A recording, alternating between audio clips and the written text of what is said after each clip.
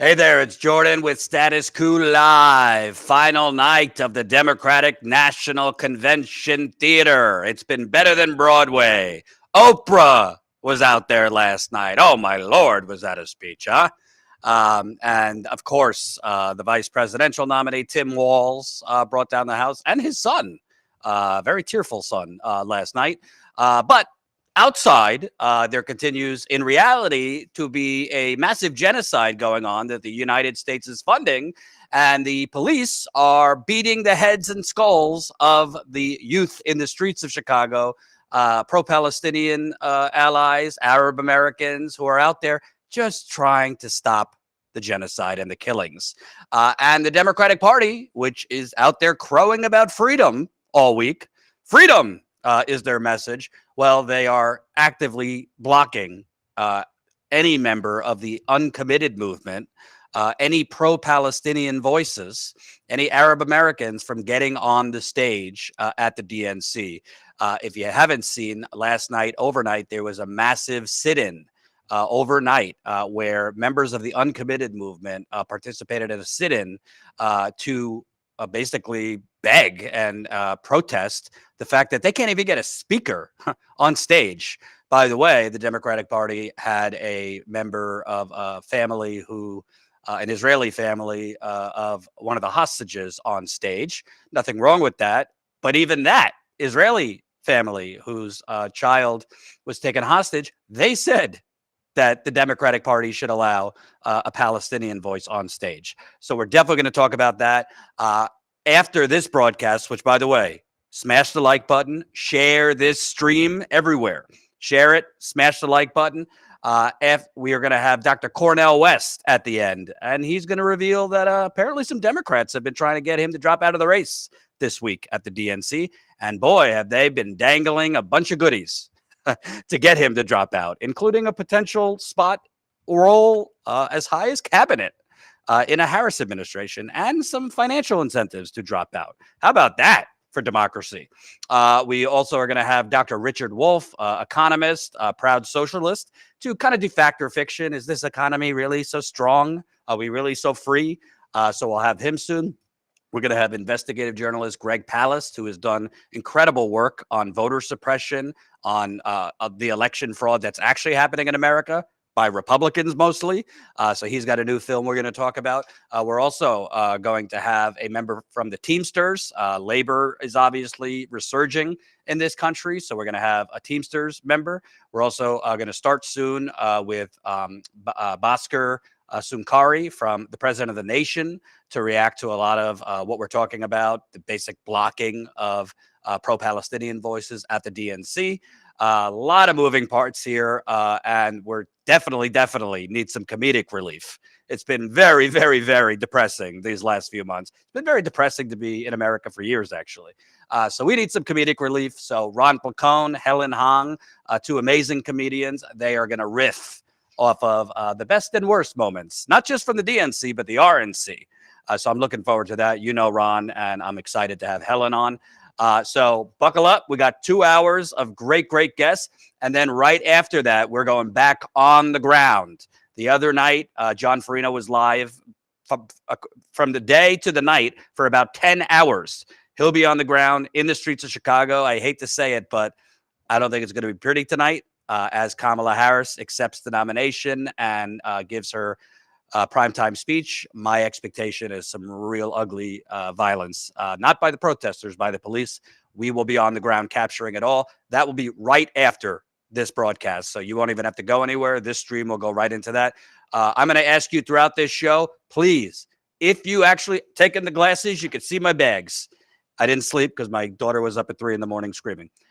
If you support real independent, keyword independent, we have no money from the big banks, the fossil fuckers, big pharma, big real estate, Silicon Valley, the military industrial complex, the Democratic donors that are atop the United Center right now in their VIP suites. Certainly the Republican donors. We don't take their money. Our funding, so we could be on the ground. We have covered over 70 protests, over 70 ceasefire protests in New York City, in LA, in DC, now in Chicago. It's expensive. but it's righteous, and we need your help. We've gotten about 30 new paying members so far this week. We're looking for hundreds. So obviously we have a lot of work to do.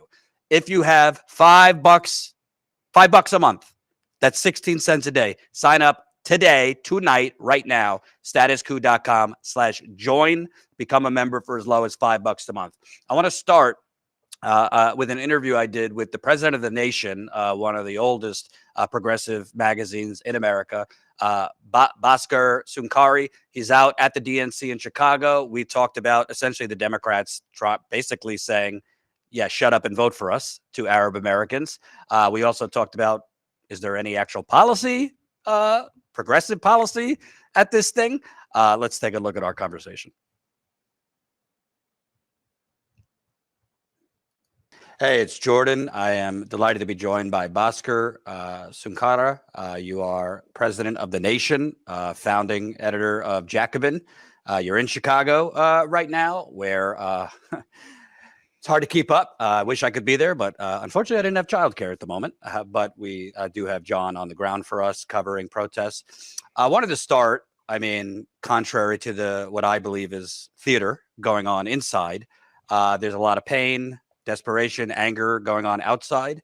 And now I think the big story, this could change by tonight. We're recording this Thursday morning. The Democratic Party, the DNC, has apparently decided not to allow any members of the uncommitted movement, pro-Palestinian voices, or Palestinian American voices to speak. They did allow family members of one of the Israeli hostages to speak. I do believe that family member actually expressed that they believe a Palestinian should be able to speak. But they held a sit-in last night. Ilhan Omar joined them. Congresswoman Summer Lee joined them. AOC FaceTimed with them. But uncommitted members were out there all night sitting in. And all they're asking really is to speak, to have representation, just like the family member of the Israeli hostages that spoke. Just want to play this clip. This is from this morning, a press conference Uncommitted did, and get your reaction. We've asked for this for about 2 months. We've submitted names. Our understanding is senators and members of Congress have submitted names. Iman Jodeh, Colorado State Representative, Illinois State Representative Abdel Nasser Rashid, Georgia State Representative Ruah Rahman, Virginia Delegate Sam Rasool, Hala Hijazi. Those elected officials have also submitted names of family members of Americans who've lost family in Gaza. Members of Congress have submitted names in addition to those names.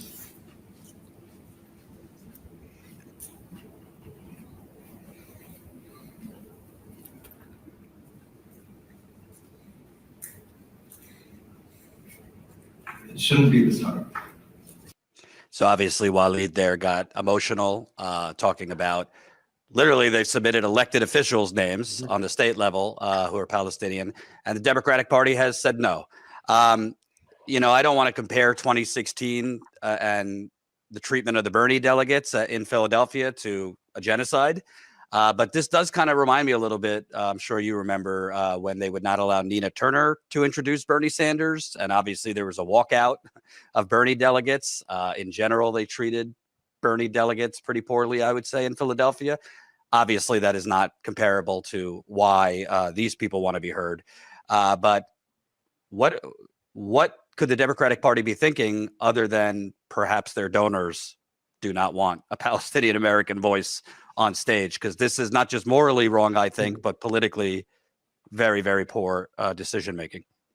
Well, Jordan, let me answer your question directly, but with the caveat that, of course, I think there should be a Palestinian speaker.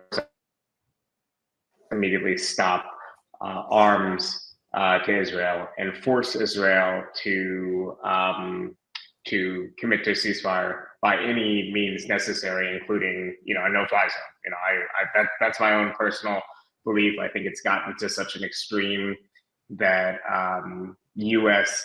action actively supporting Israel makes it complicit. And what we actually need is U.S. action actively preventing Israel at this point from being able to continue what it's doing. But diving into the mind of a Democratic Party bureaucrat is not normally something that I like to do, but I imagine they want to reduce the salience of this issue. They know that the fact that this has happened on Biden's watch, that Biden has been complicit with Netanyahu's policies. He's been, on the one hand, voicing his discomfort with various aspects of the Israeli actions, but on the other hand, not doing anything to stop it or to pressure Israel. I think they want to reduce in their parlance, the salience of the issue. I don't think they want a big focus in either direction on Israel, Palestine. I think it's been telling that even the speakers, Debbie Wasserman Schultz and others that you would expect a lot of harping about Israel and its right to defend itself, to focus largely on domestic issues. They had two family members of a hostage speak. That speech, I would say, was broadly framed in humanistic terms. I didn't find much objectionable in the speech. There was, the evasion. There was no direct call for a ceasefire. It was very much a hope for peace and understanding and whatever. And also, I'm not going to blame them for how they're framing this. Obviously they're very personally invested in this, and obviously, a wrong has been committed against their family. But I think among most Democratic Party leaders, they just want the issue to go away. But that's why it's great that there's the uncommitted movement, that there's this battle going on outside the DNC and within the DNC to make sure that this issue can't just be wiped away. They can't just pretend that it isn't happening. They can't pretend that it isn't happening with U.S. arms and support. And broader than just this issue, which is the most important thing. I mean, as we speak, there are people being bombed in Gaza and being killed. But I look at it, I'm on the older end of the millennial scale, but I believe they're potentially losing a generation of young people by these actions, not just not allowing, a speaker, but just basically trying to hide this. I mean, we saw what happened on Monday when some delegates tried to, did hold up a sign during Biden's speech. It was pulled away. Biden has been kind of giving lip service for 10 months. Kamala Harris expresses more sympathy, but no policy change. I mean, I've traveled the country. I've covered 2016, 2020. I've spoken with thousands of young people. And I think potentially this could alienate them from the Democratic Party, moving forward. Not just that they're not changing the policy, but the treatment and the way the Democratic Party is basically, like you said, trying to kind of hide this. Yeah, I mean, I think that luckily for the Democratic Party, Kamala Harris is much more of a blank slate. People are able to project onto her the views that they have. I do think there's a little bit of identitarian deference that might explain some of the reduced, diminished crowd sizes. I think a lot of ordinary progressive Democrats who are outraged by what's going on in Gaza might not want to protest the first woman president, the first Black woman president, which I think is unfortunate. But I do think there's the feeling, much more so than when I would talk to people during when Biden was still the nominee, and I would talk to people and I hear over and over again, I can't bring myself to vote for a Democrat. Completely understandable.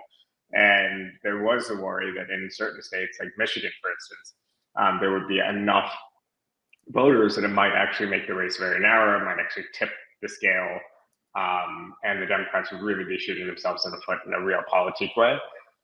I think that this is perhaps less the case now that Harris has a strategic ambiguity towards anything the Biden administration is doing. If it's popular, she was right there in the room leading it.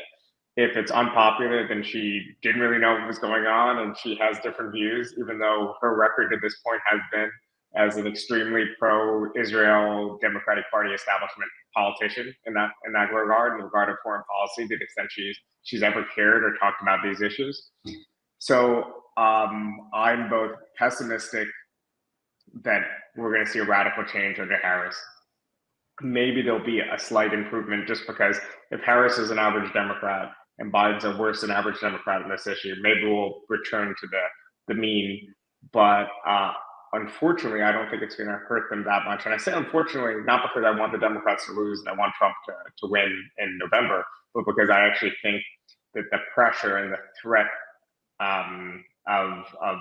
of losing an election and also having your legacy tarnished actually might have been more of a spur to change than what we're going to see. And you saw even with Biden's speech, he hedged this comment, but he surprised a lot of people when he said the protesters outside have a point. Obviously, part of that is him, or most of it might be him trying to diffuse the protests and respond to them. But also, I think he's worried about his legacy. I think he knows that his administration, for its meager but real domestic achievements, and for the significant act of withdrawing from Afghanistan, I think a lot of progressives were ready to applaud him at the time the establishment was turning on him for that decision. We were applauding him for that decision. Now, I think he's worried that his whole legacy is going to be defined by Gaza and his deference to the Israeli state, and his deference to Netanyahu. That was Bhaskar Sunkara. We will have the full interview in the coming days. I want to give shout outs to our new Status Quo members. We got a bunch of them so far today.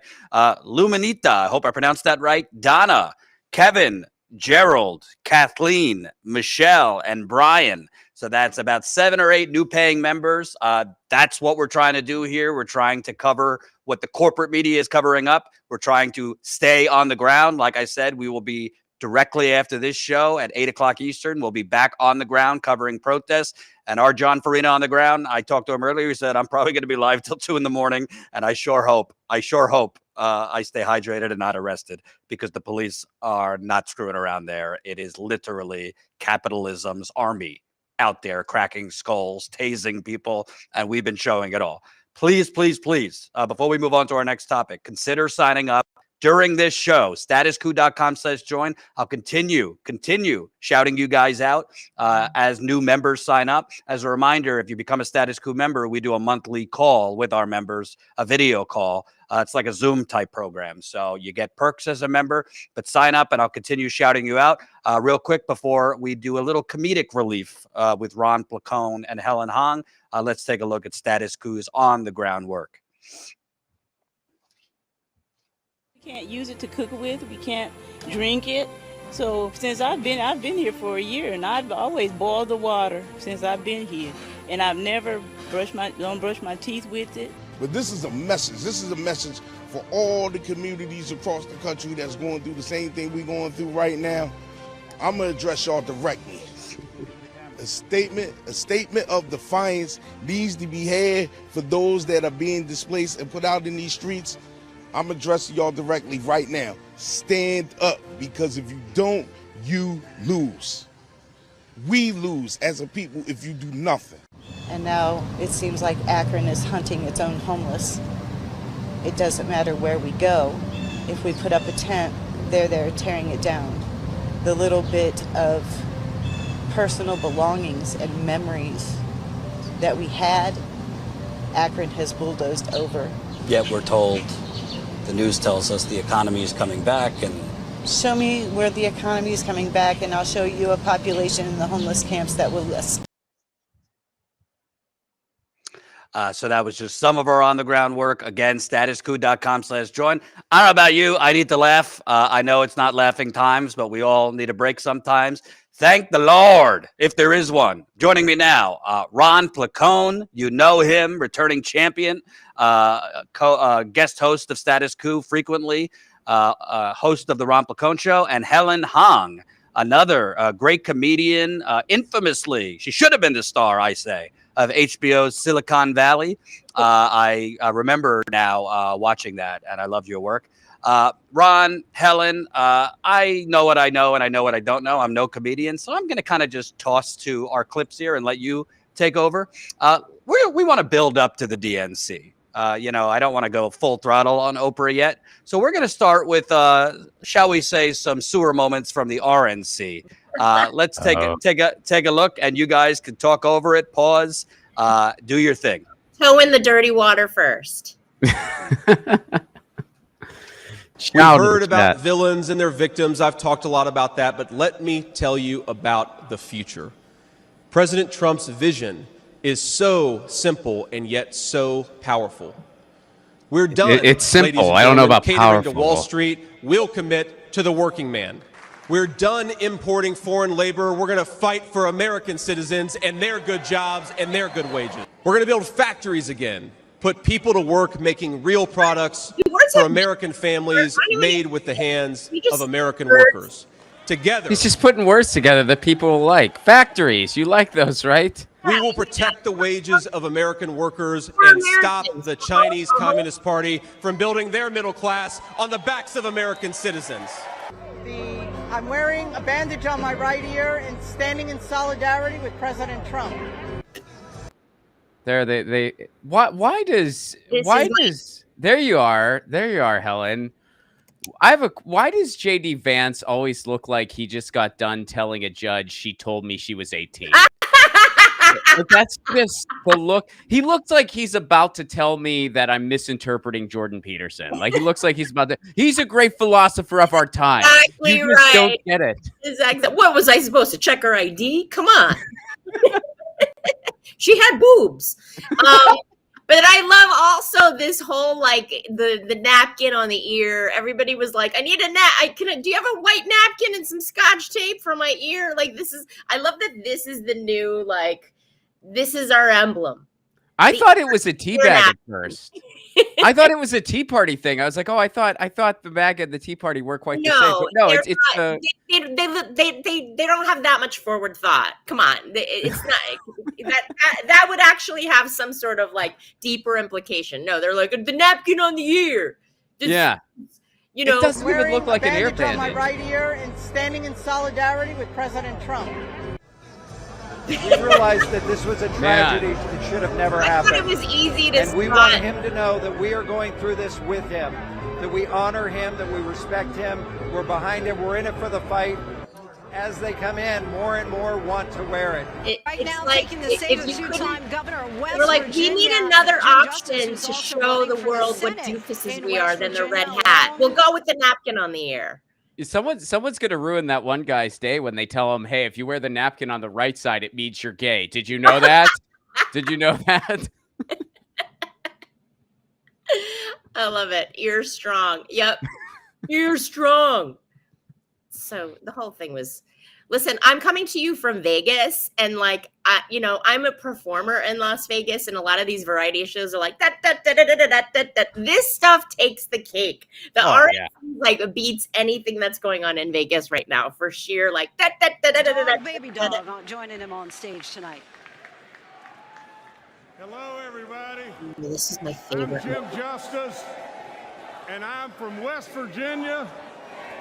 And I absolutely believe with all my soul we've got the greatest people in the world in West Virginia. Oh, this is my favorite moment. This is like the Charlton Heston moment. You didn't really expect that, did you? He's really proud of himself. With that being said, let me just say He's really this. proud of this. She makes us smile. And she loves everybody. And how could the message possibly be any more simpler than just that? Well, let's make him the nominee. Love and support following the I think he sounds like he was supposed to be there, but no one told him until the last minute. like 10 minutes before the event, they were like, the dog Jim, was like, what? Jim, you got to do a thing. Like, I don't have anything prepared. I'm bringing my dog, all right? Because I got nothing. The dog also looked like he was like, wait, what's happening? Like, I was asleep in a hotel room. Where are you working in Vegas, by the way? Quick aside. Where are you working? I'm working at the Comedy Cellar in the Comedy Cellar in Las Vegas, and let me tell you, I wish I was at the RNC because I am the DNC because, well, the RNC was funnier. The DNC is sadder, so I guess it's That's a fair assessment. That I mean, yeah, Kid Rock lip syncing to a half full room was pretty freaking funny, and then Hulk Hogan ripping off the shirt, and it looks like he might have soiled himself through that process. Pretty freaking funny. Amazing. But here he is, ear napkin. There's the guy. There's the ear napkin. Ear napkin in chief is here. Let's play the tape. Let's play the tape. At my rally on Saturday, despite such a heinous attack, we unite this evening more determined than ever. Tragically, the shooter claimed the life of one of our fellow Americans, Corey Comparator. He lost his life selflessly acting as a human shield to protect them from flying bullets. He went right over the top of them and was hit. What? He kissed a fire helmet. What? Like you do. Like you a do. man who survived a bullet There it that is. was intended to eliminate him permanently from our future and from our family. Never. Donald, I feel like every time Donald Trump speaks now, he looks like he just got in way over his head. Like he just wanted to start a TV network 8 years ago. Oh, yeah. But he's You're still having to realizing do that this. It's just full mask off now. Like he hit it well during the term, but And now it's just he's not even trying. He's just like, I mean, he's just gonna go off. It's really neat. You can get an Amazon Prime delivery in one day. That's what I made that happen. That was. I me. love that he couldn't even remember the name of the guy who died, literally trying to protect his life. He's like, Corey. He's like clearly reading it off the teleprompter, like, Corey. Is that a C, R? How does that, you know what? Whatever. He's the best, Corey. He has all the best letters in his name. Corey's, you know, he gave his life in front of the bullets. I don't know. Again, this whole convention was just like, let's just string words together. And people like these certain words, and let's just string them together. Factories, Yeah. Patriot Factory, American. bullets, Yeah. Okay. gun love. And then here's Cocaine Jr. But what happened There he last is, week the Hulk. when they took a shot at my hero He's struggling through this, I think.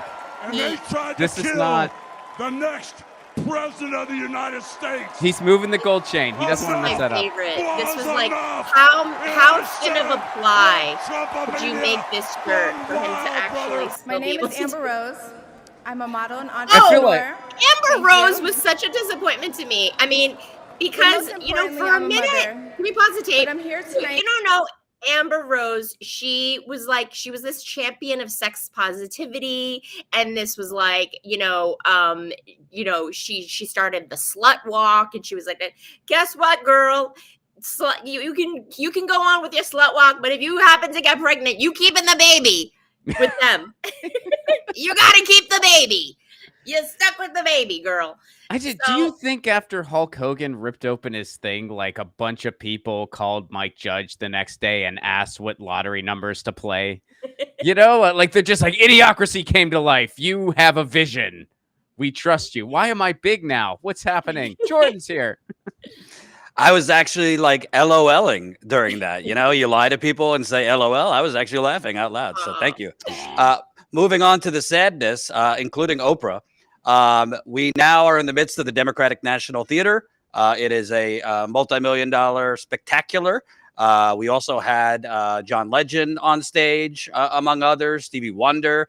So it's been a real spectacle. But there's been.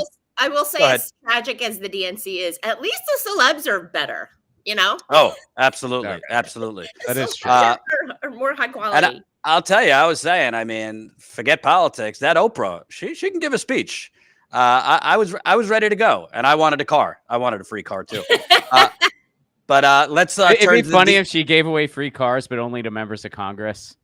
Yes. No one else got one. And that Hulk Hogan turn, by the way, I was a WWF fan back in the day, and I thought it couldn't get worse than him turning like a bad guy in the WWF.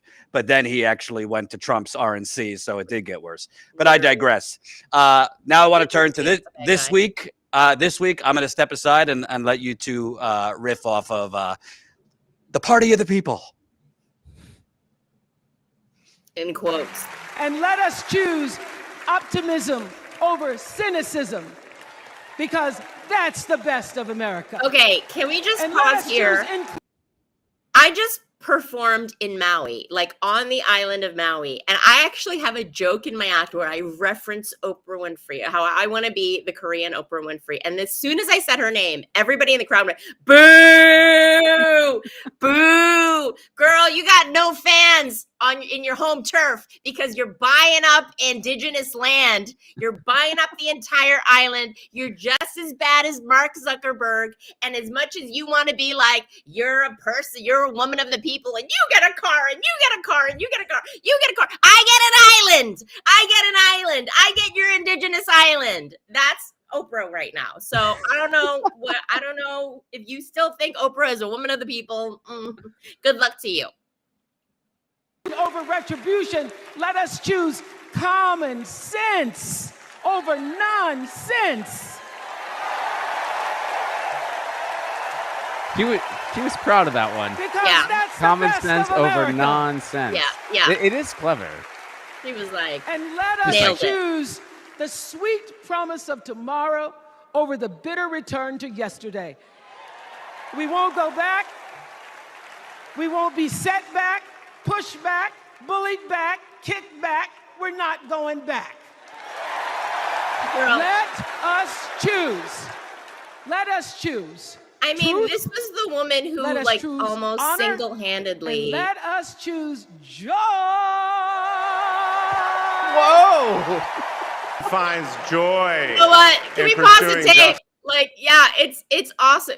Sure, you can choose joy, billionaire Oprah, and it's easy to choose joy. Not so much when you're a Gazan baby being murdered. Not so much if you care about Gazan babies. Choosing joy. Choosing joy is not just like, what? I feel like I'm going to choose joy today. Not so much if you're homeless. Not so much if you're struggling with inflation and can't buy groceries. You know what? I don't need to eat because eggs are $12 a carton. I'm just going to choose joy. Cute Oprah, but That's the thing. Live in the real world. See, that's what the acapella moments are for. You go, Gaza baby, homelessness, and she goes, la la la la la la la la la la la. Choosing joy, choosing joy. Don't care about dead babies in Gaza. Okay, great. More.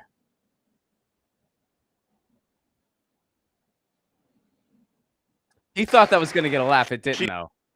There was no context with it. He should have had someone write for him. Stands up to bullies just like my parents taught me to. She likes to see people do well. Yeah, he needed one of those but giant hates when they're applause treated signs. unfairly. She believes this work requires a basic curiosity and just how people are doing. Her empathy is her strength. He thought that was going to get a laugh. It did not. He's Over the last decade, Kamala has connected me more deeply to my faith, even though it's not the same. I'm single, and I go to church with her for Easter. Kamala has fought against anti-Semitism and all forms of hate her whole career. She's the one who encouraged me as second gentleman to take up that fight, which is so personal to me. In Kamala Harris, we have a chance to elect a president who is for the middle class because she is from the middle class. She understands the urgency of rent checks and groceries and prescriptions. She is as committed to our reproductive and civil rights I gotta tell as you. she is to taking on corporate greed. And she is working can we pause tirelessly. and look up the word tirelessly? Because I think I'm sorry, tire whatly? Does tireless mean not at all? Does Did I miss tirelessly something? mean maybe 4 minutes in the last year?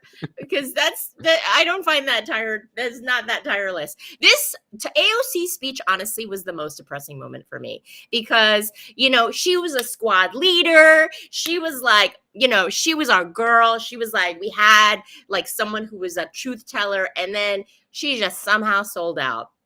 for this whole thing, and to see a member of the squad, and I think other members of the squad are calling her out. Do you think Omar's thing was kind of subtly pointed at her?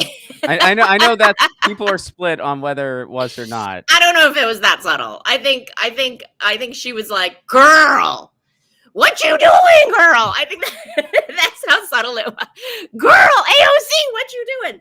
Yeah, because AOC is such a compelling speaker, and her story is so compelling, and her history is so compelling, and she's just such a great motivator.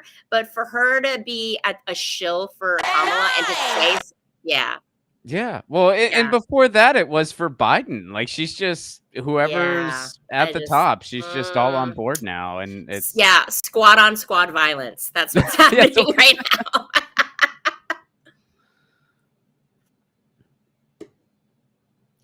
Are we going back? I'm tired of hearing about how a 2-bit union buster thinks of himself as more of a patriot than the woman who fights every single day. I think the more she uses her arm. Wait, pause it for a second. I don't want to miss a moment of this. I think the more AOC uses her arms, the more she's not convinced by what she's saying. I agree. The more it's like she's phoned this in. This is a play. The more she uses her arms. This is something we do in stand-up comedy. Like, if I've written a new bit and I don't believe in it, I'm selling it. Yeah. I'm like, hey, this is a joke. You guys see the joke of it? The joke. These are the punchlines I'm not sure of. Oh God. All right, time for Hillary. Here we are. Justice from chaos and corruption. I see the freedom to look our children in the eye and say, in America, you can go as far as your hard work and talent will take you. Really? And mean it. And you know what? Unless you're homeless. On the other side of that glass ceiling is Kamala Harris raising her hand and taking the oath of office as our 47th President of the United States. I ran for president in 2020 because of what I saw in Charlottesville. That's why. Okay. In August of story. 2017, extremists coming out of the woods, carrying torches, their veins bulging from their necks, carrying Nazi swastikas, and chanting the same exact anti-Semitic bile that was heard in Germany in the early 30s. Neo-Nazis, white supremacists, oh God, the Ku Klux Klan, so emboldened by a president then in the White House that they saw as an ally. They didn't even bother to wear their hoods. He's really milking this. He's like, Hate this was is on the something march people in can't get America. on before. Calls America part a of me failing thought nation. Once he stopped, No, I'm serious. part of me hoped, But think about it. part of me was hoping that once he was not going to run again, he'd be like, okay, you know what? I don't need big Jewish donors anymore. And maybe then we can actually get real and tackle Palestine. But no, he's still dog whistling the anti-Semitism and the Nazis. And then even in his hazy old man fog, he's like, and the Jewish money. I love it. He's got to milk the things that people will like he doesn't want to bring that other stuff up. So he's like Charlottesville, and nobody likes that. And he's like neo-Nazis, Ku Klux Klan. They're like, nobody likes that. All right. When I saw that, that's why I decided to run. That was it. That was the decider for me. Yeah, it wasn't like a 70-year career plan. Right. It wasn't what I had planned all along for literally 70 years, my entire white privileged life. There weren't many failed attempts, and this was the last chance to fail up. He publicly says to the whole world, I'm going to say something outrageous. I know more foreign leaders by their first names and know them well than anybody live. Just You because don't I'm so remember damn anyone's old. first name. January 6th was a perilous moment for our democracy. God. Never before had There a she is. president This is of the like United the- States so brazenly assaulted the I bet bedrock that of our necklace is worth democracy, more than so gleefully everything I own. embraced political Multiplied violence, so by willfully 100. Yeah. betrayed his That oath of suit office. is Taylor. Let us not forget who assaulted democracy on January 6th. This He is like, did. Did they say anything about what they're going to do for people? But Has let this us not been brought up forget at who all? saved Can we just democracy count- that Can we day. pause for a second? We did. Only personal The vanity. age of everyone there- who's spoken. Like, let's count up the ages of everyone who's spoken so far at the DNC, and it's like ancient white person after ancient white person after ancient white person is like, I got the answer, and I'm gonna tell you how to vote. And this is, yeah. January 6th, am I right? Grandpa, Charlottesville. do what Grandpa's telling you, and just do it the way we did it. They didn't wear their hoods. They were just hoodless, and their necks were big, like the hair on my legs, and their Oh God, Bill. Anyway, you know the Assert thing.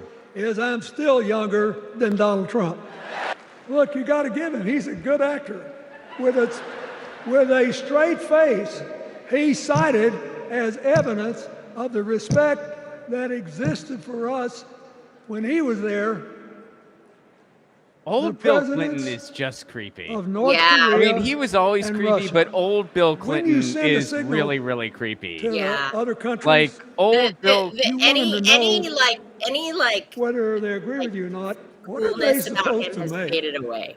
to these endless No tributes Riz, no Riz to anymore. the late No, great old Bill Hannibal Clinton Lecter? is like old rockabilly musician who got canceled because he dated his 13-year-old cousin. Like that's old Bill Clinton. That's the vibe he gives.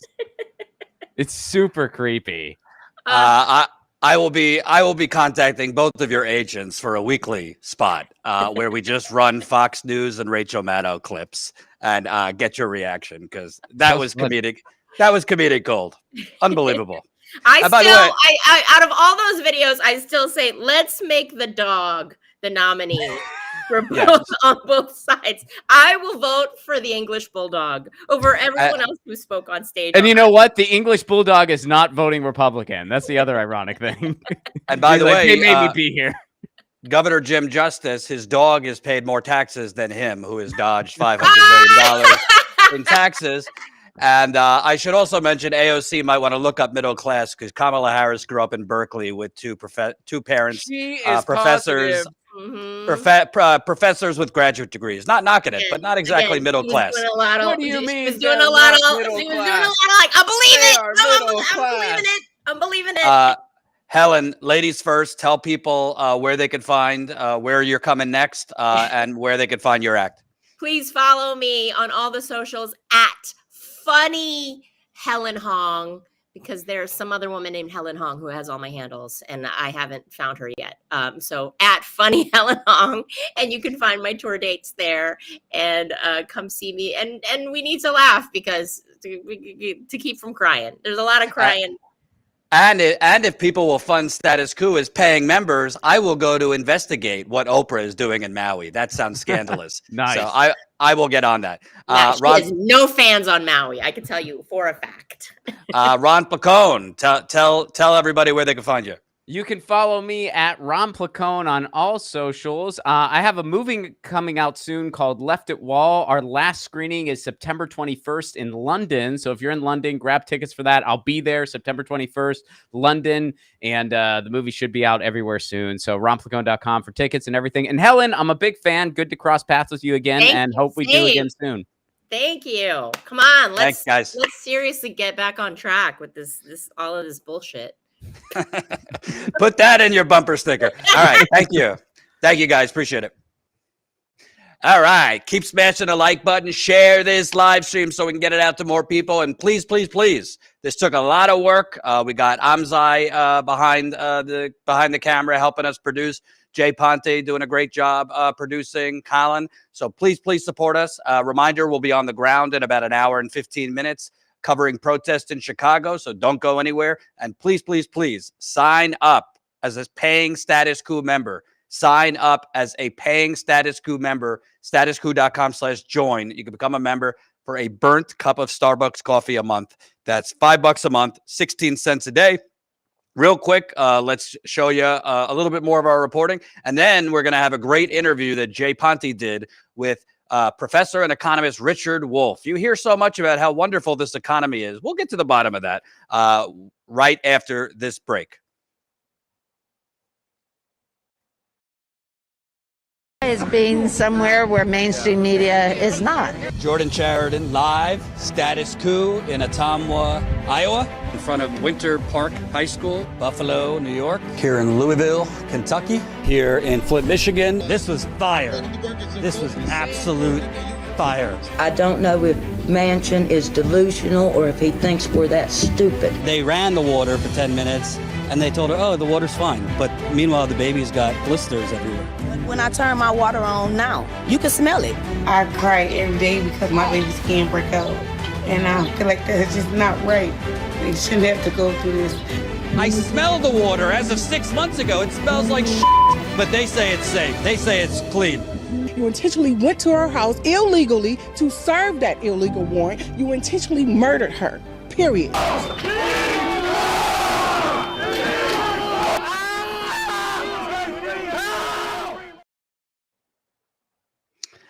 So keep signing up. We'll give you a shout out for every new member that signs up. Joining me now, Jay Ponte. He's the author of Be the Revolution, a veteran of the class war, as his hat says. He's definitely helped big time producing this 3-day extravaganza. He actually interviewed Richard Wolff, which we're about to show. But Jay, tell us more about the work you're doing now and everything you've kind of done over the last decade.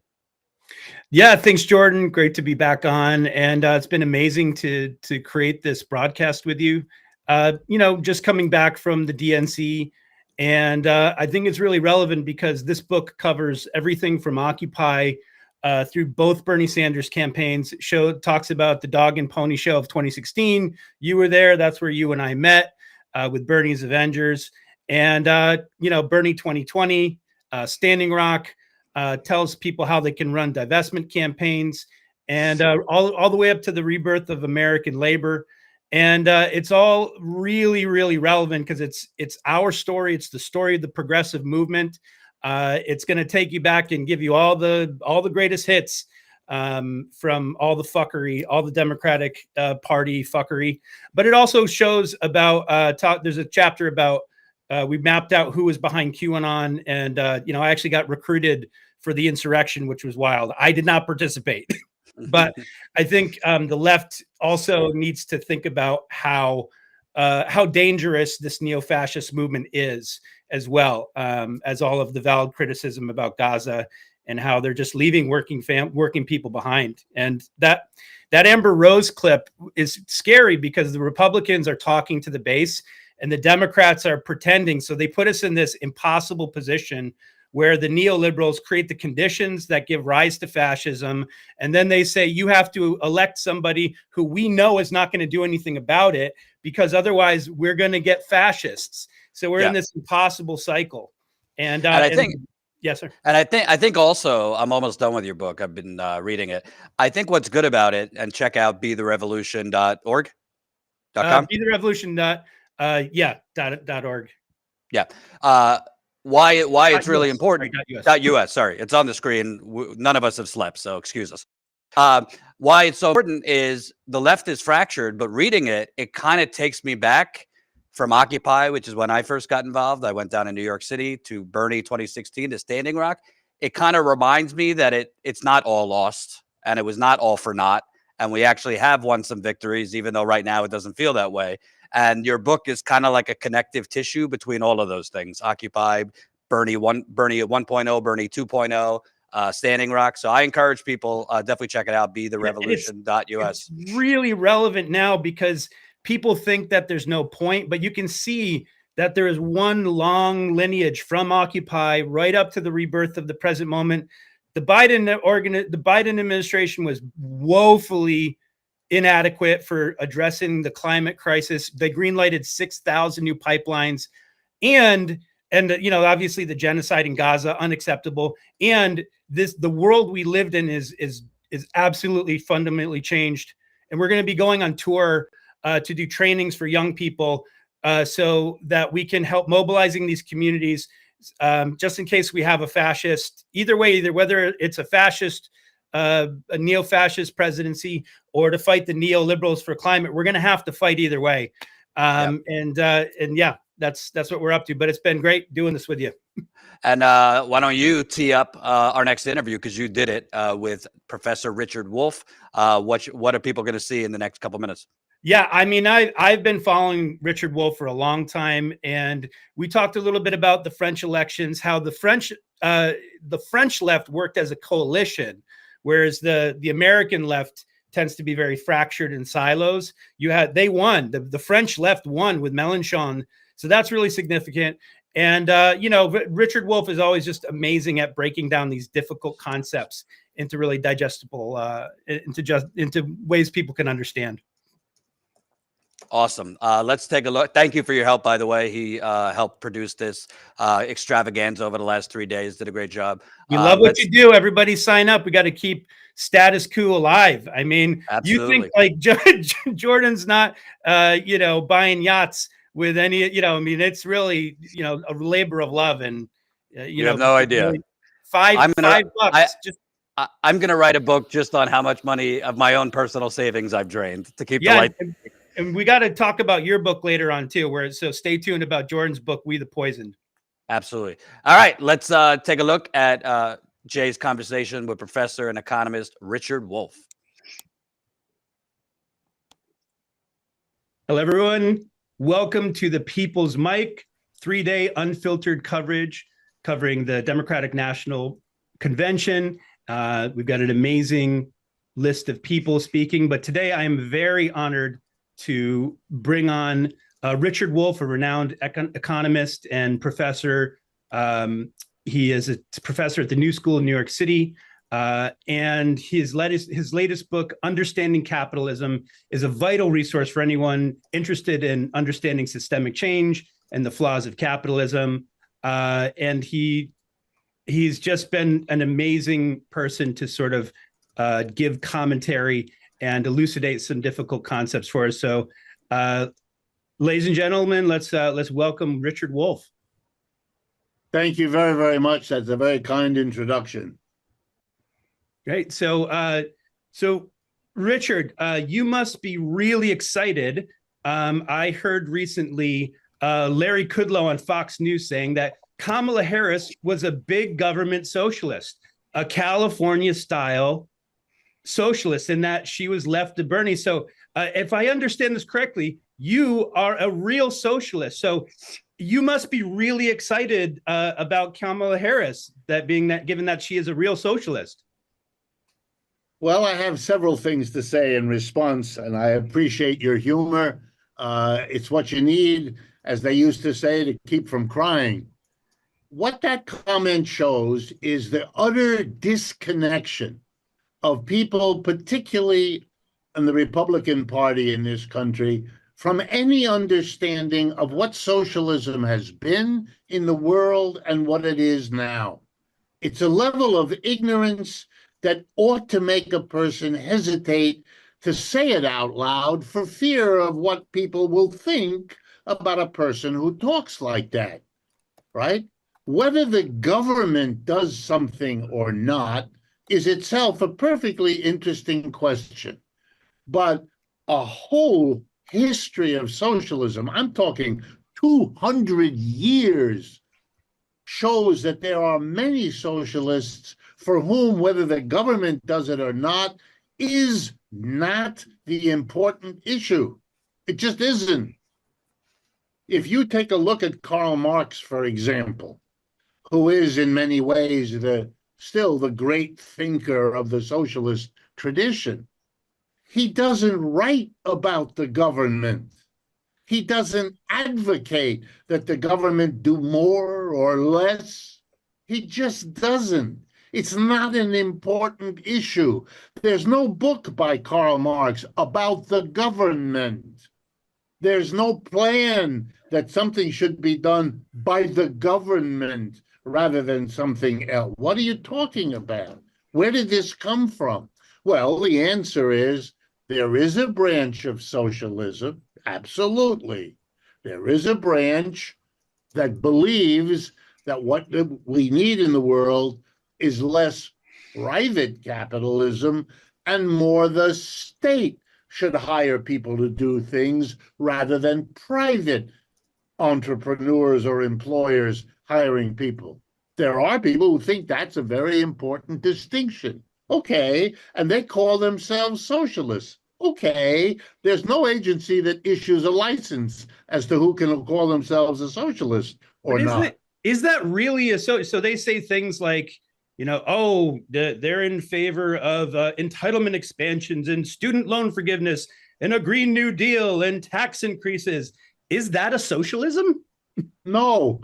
In other words, are there people who call that socialism? Yes, people like Larry Kudlow. And they leave it at that because they don't seem to know that the bulk of the socialist thinking world has been critical of that view. Look, if you really take seriously that having more government intervention in the economy is socialism, then you would have to come to terms with the fact that every single European country has more government intervention in their capitalist economies than we do. Are they all socialist? The people running those societies would fall over laughing if you said so. No, that's not what socialism is, or if to be more accurate, it's what some super moderate socialists might say, but there are a lot of other socialists who say, no, no, no.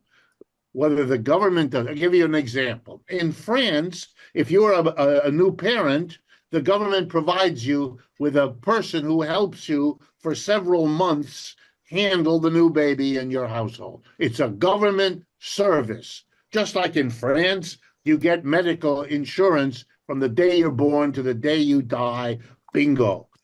Mr. Macron, who is the president of France, doesn't think it's a socialist country.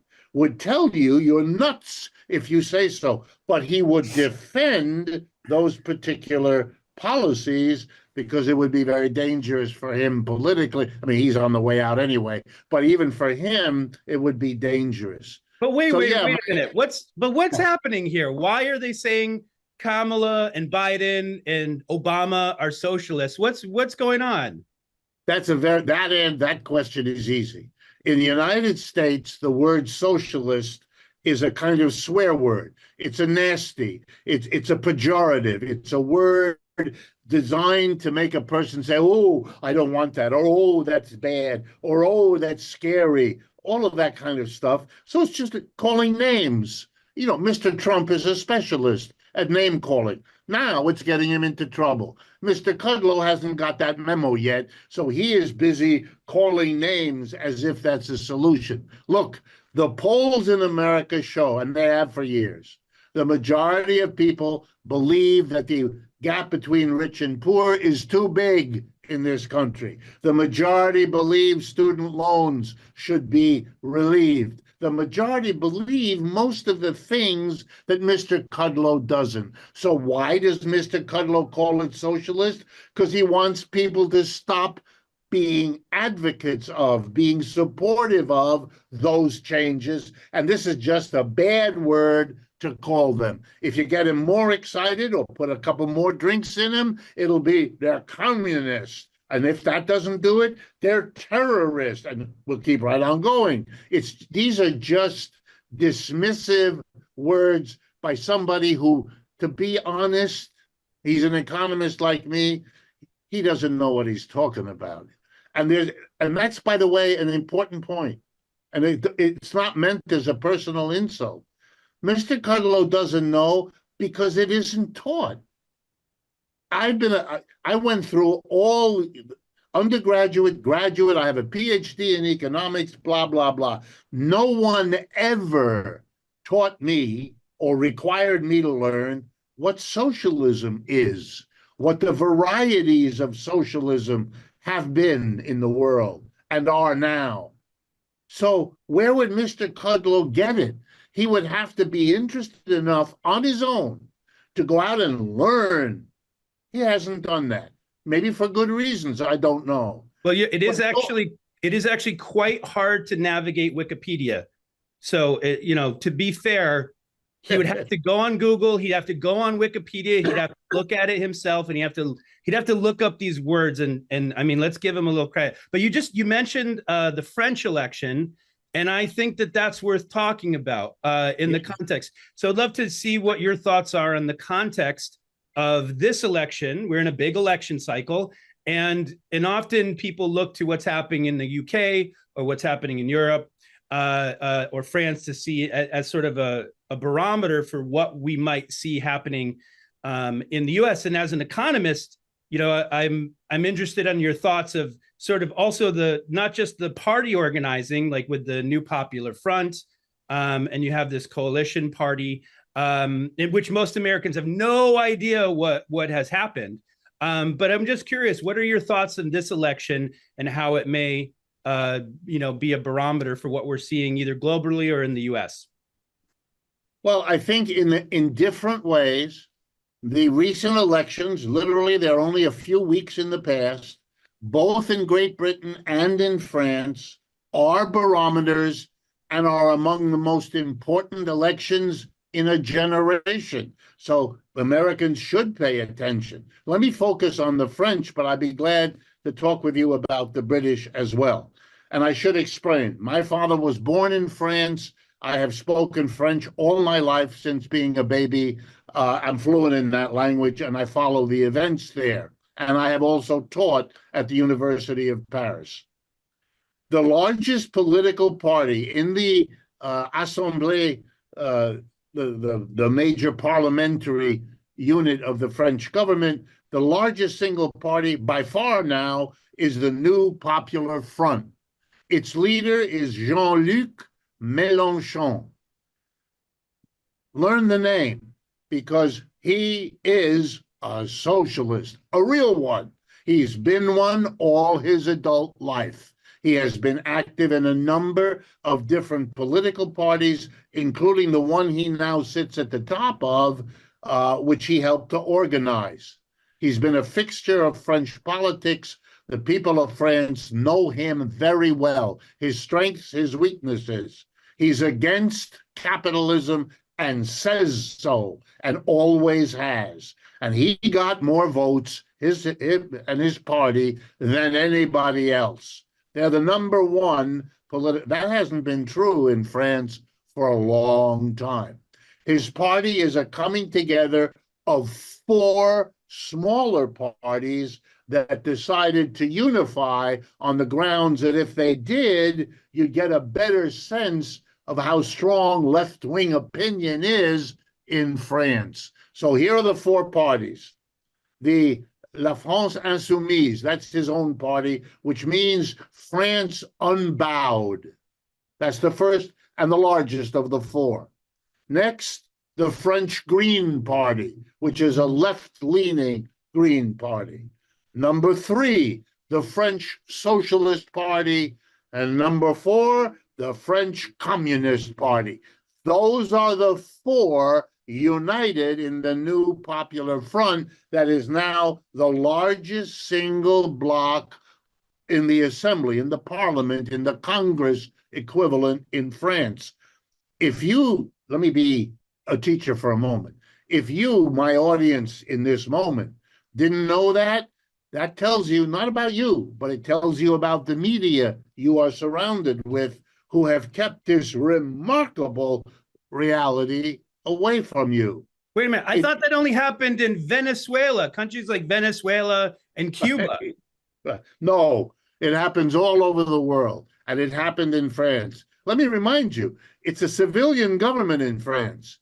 That means the largest political party determining whether or not they use their nuclear weapons is a socialist communist coalition. Wow. Talk about change. Even in England, where you don't have anything like this, where you have something a little bit closer to Republican and Democrat, only there they call it Conservative and Labor Party. Even there, the last election was a complete blowout, throwing the Conservatives out of office and giving the Labor Party an enormous majority. They can pass whatever they want. They're the kind of socialists who thinks if the government does a bit more and makes life a little less harsh, well, that's socialism. Whereas a guy like Mélenchon says, no, no, no. Socialism is a whole new way of organizing an economy that makes every factory, every office, every store into a different experience in terms of the economic system. And it is not merely a question of whether the government does a bit more or the government does a bit less. Right. So, but is it fair to say that for something to be called a socialism, really, the workers must be owning and controlling the means of production versus, for instance, a social democracy in places like Scandinavia? Like they call Bernie Sanders a socialist. He doesn't shy away from the moniker. But in truth, aren't those still capitalist countries? Aren't they really just capitalist countries with a strong social safety net? Absolutely. And I would argue, I'm a particular kind of socialist, but I would argue that the definition is what's important here, and Americans don't have enough engagement with the socialist tradition to be aware of the competing definitions. So here's mine. Capitalism is when you organize the production and distribution of goods and services that we all depend on, our food, our clothing, our shelter, everything. If you organize that production so that a small group of people, let's call them the employer, have all the power, make all the key decisions, what to produce, how to produce, where to produce, and what to do with the revenue you get from producing, that's all decided, say in a modern corporation, by the board of directors. That's 15 people. If it's a big corporation, they can have hundreds of thousands of employees who are kept away from those decisions. Many of you watching or listening, you know, when you cross the threshold into your job, you're no longer the decision maker. You are told by someone above you what to do, how to do it, when to do it, where to do it, when to stop, go home, come back, all the rest. A socialism, for me, stops that. Says, no, no, no, that's not democratic. I want a workplace organized, because I actually believe in democracy. I want a workplace organized democratically. One person, one vote. We all get together and decide what to produce, how to produce, where to produce, and what to do with the product when we're finished. That's a democratic community. For me, that's what socialism is. So wait, so would you take exception to someone calling Kamala Harris a socialist or Barack Obama?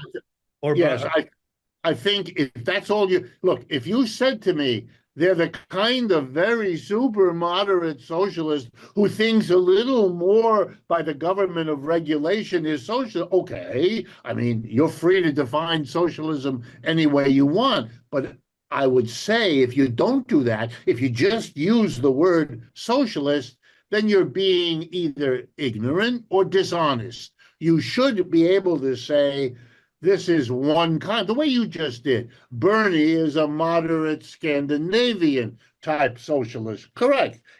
That's what the word means for him, as it does, say, in Denmark or places like that. But there are lots of places in the world, lots of literature, lots of political organizations for whom that isn't socialism at all. It's a little bit if I said to you the following. The worst dictatorship you can pick in Latin America, I will make the point, see, that's capitalism. Okay, it's not wrong in the sense that employer-employees, what they got in that country. But it's one kind of capitalism, and you would like me to believe, and I do, that there are other kinds that aren't so bad. Socialism has its range of difference too. The only reason a person like, well, the various people who use the word wrongly do it is because they live in a society which doesn't teach that to people, doesn't want them to know about the differences, doesn't want them to debate them, doesn't want to see how they work in one country or another. Let me give you an example. Around Bologna in Italy, one of the richest and most successful parts, Emilia-Romagna in Italy, 40% of their economy is worker co-ops. That is factories, offices, and stores organized democratically, where every decision is made democratically. They don't have boss over workers. They've been doing that for decades. They're very successful. That's how they want it. That's what they mean by socialism. If you're not aware of that, okay. But to not understand that for them, talking about how the government could do more, they would laugh at you. That's got nothing to do. For us, everything is about changing the daily life we live in our workplace, where we go 5 days a week, the best hours of the day. That's socialism, really. Not a question of what a distant government does or doesn't do. In other words, there's a long history and a literature and an experience of these different meanings of socialism. Americans live in a desert where those don't exist, and that allows people to say silly things as if they were real. According to the last IPCC report, the human race has approximately 8 years to get off of fossil fuels and to stop putting excess carbon into the atmosphere.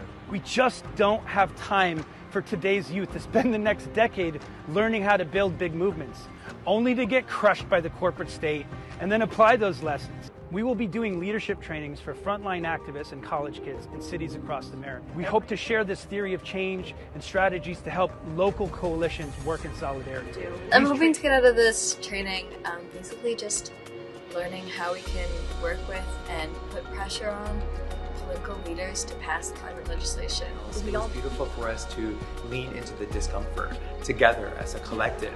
We all had our individual angles of wanting to show up and care for the world, but we also showed up for each other in that way by asking questions, being curious, being courageous, and even more than anything else, we get to celebrate each other, which was just a holistic experience of activism. I've really never experienced anything like that before. I feel less cloudy, a little bit less anxious, definitely empowered. I really appreciated this workshop and just having a space to be with other people who have a vision for a world that hasn't been created yet, but a world that we're trying to make together.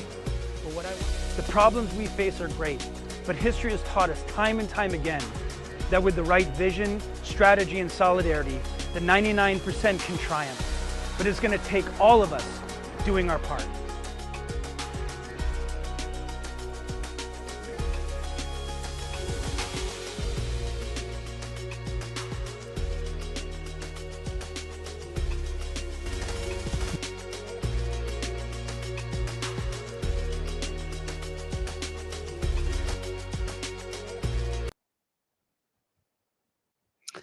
So that was just some of the interview with Richard Wolff. The full interview will be airing over the next couple days. We get into a lot more with him. So thanks to Richard Wolff and Jay for interviewing him. He is a breath of knowledge and one of a few proud socialists in America that actually know what they're talking about. So always good.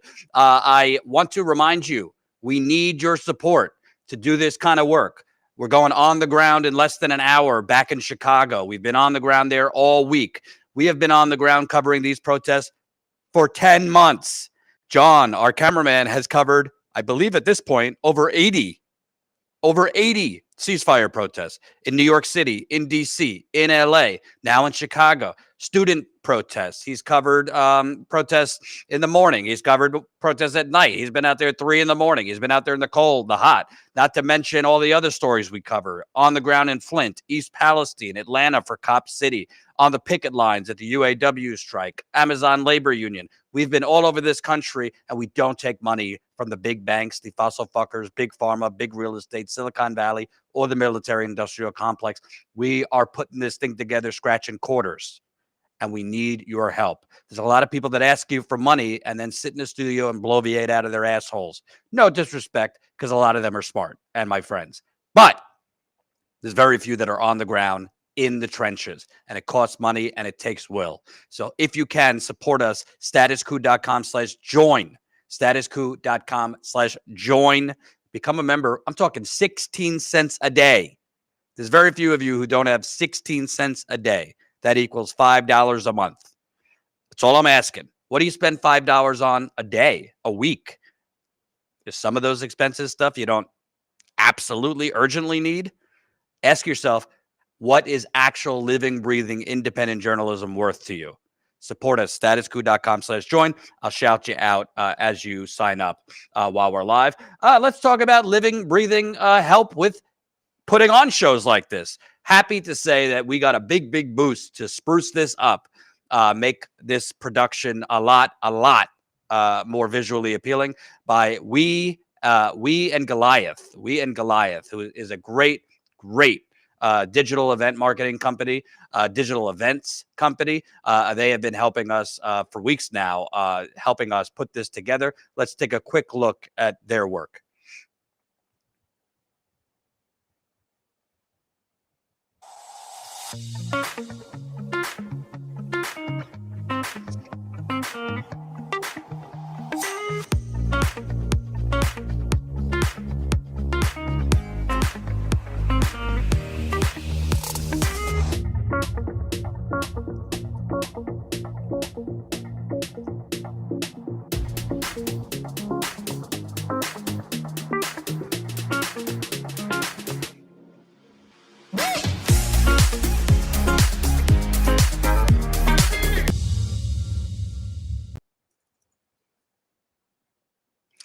They've done amazing work, and I have dealt with a lot of corporations and a lot of companies who tell you deliverables and feed you a lot of bullshit. They are not one of them. They've done great work and a bit of breath of fresh air. Real quick, I want to talk to one of the co-founders of We and Goliath. Daniel Moss is joining me. Daniel, you have helped out with this. Tell people, because the name is pretty badass, but tell people what is your company, and if they need the services, what kind of work do you do? Thanks, Jordan. It's an honor to support y'all. We're all about helping good causes increase their reach through virtual events. And yeah, so we've been AFL-CIO, International Labor Organization, many more. Basically, virtual events have a lot of benefits, but they're not easy, right? It takes a lot behind the scenes. So we're here to help them make them bigger, better, more beautiful, more interactive. Yeah, it's been a fun ride. Absolutely. And tell people, because what kind of events can you put on? You mentioned conferences, things like that. But for regular, working class people watching, what kind of stuff do you put on? Yeah, conferences, fundraisers, webinars, workshops, all sorts of events that have a national audience. One fun example recently, we had the honor of helping this group CodePath put on the largest job fair for Gen Z talent. And we helped them win People's Choice Virtual Event of the Year, which was a pretty awesome thing. And they beat Google in the finals. So that was a virtual job fair. Yeah, mostly conferences, webinars, workshops, all sorts of events. And I assume they're not for Goldman Sachs. You're doing these things for actual living, breathing, Absolutely. good people. We're all about, social justice, environmental, economic justice, events that are making an impact. We want to help them make it better, bigger. And it's been that's what we're all about. Absolutely. Awesome. And thank you, because I know your power's out and you're on battery right now. So thank you for sticking with us. And thank you for your help with this. We'll definitely talk soon. For sure. You're awesome. Great to be supporting y'all. Thanks, everybody. Keep spreading the word and supporting Status Coup. Peace. Absolutely. And real quick, before our next guest, I want to give you an update, because the DNC is in progress right now, but the main primetime show will be starting soon. The UAW, the United Auto Workers, put out a tweet recently, or a statement, basically calling for the Democratic Party to allow a pro-Palestinian voice on the stage. Quote, "If we want the war in Gaza to end, we can't put our heads in the sand or ignore the voices of the Palestinian Americans in the Democratic Party. If we want peace, if we want real democracy, and if we want to win the election, the Democratic Party must allow a Palestinian American speaker to be heard from the DNC stage tonight." My guess is that was a shot across the bow, because the Democratic Party is going to have to be dragged kicking and screaming to put a Palestinian voice on the stage tonight, because the donors are running the show. That's basically how this works. And the donors don't want a Palestinian voice on the stage. So by the UAW, first off, a speaker is nice, but we need an end to this. A speaker is just That's just by default should happen. But kudos to the UAW for doing that. I'm pretty sure the DNC will buckle now that the UAW and they are trying to appease labor spoke out on that. Speaking of labor, I'm really happy. Let's bring in Antonio, a member of the Teamsters. Antonio is in the Teamsters Amazon division. And Antonio, let me make sure, Antonio, this rundown, hold on. Antonio Rosario. And it's actually awesome that I have you on today because we got big breaking news this morning. The National Labor Relations Board, finally, there is a God. Amazon has been refusing to basically treat delivery drivers as employees forever. They get away with using them as contractors, and they abuse them just like they're actual workers in the warehouse. But the NLRB made an important ruling this morning about that. Can you kind of tell us what they ruled? Yeah, well, thank you for having me on the show. We always appreciate having a platform to speak to workers and people out there that are interested in all the work that labor is doing. And honestly, you're right. You know, it's been a long time waiting. But the NLRB finally came through. They came up with a good, strong ruling. Amazon workers are considered Amazon employees. I mean, let's face it, they drive their vehicles, they wear their colors, they deliver their packages, and they try to pretend that they're not an Amazon worker. I mean, when an Amazon worker saves somebody in the street, it's our company, our Amazon worker did this. But the minute that Amazon worker does something wrong, they're completely, oh, they don't work for us. They're third party. So I think it's time for that to come to an end. There's still some obstacles that have to be gotten through, but right now that is a big ruling for us. Yes, and for the employees. And you know what? I do a lot of time shitting on the Democratic Party, but I want to be fair. Biden did, I believe, help secure your pensions, the Teamsters. The Butch-Lewis Act, yes. Yeah, I should state that. That's obviously big. And Biden, although I think it's a little overblown that he's, Union Joe, at the very least, he stepped out of the way of the UAW strike and let them run the show. I know in the past, Democratic presidents, Democratic politicians have pressured UAW Teamsters to take shitty deals. He let the UAW and Teamsters kind of handle their own negotiations. I think the Democratic Party gives a lot of lip service for labor, but actually they're not exactly running on the PRO Act right now. But what's your thoughts? What is the positive that the Democratic Party doing, and what more do we need? Well, you definitely mentioned it there. The Butch-Lewis Act was huge for a lot of us.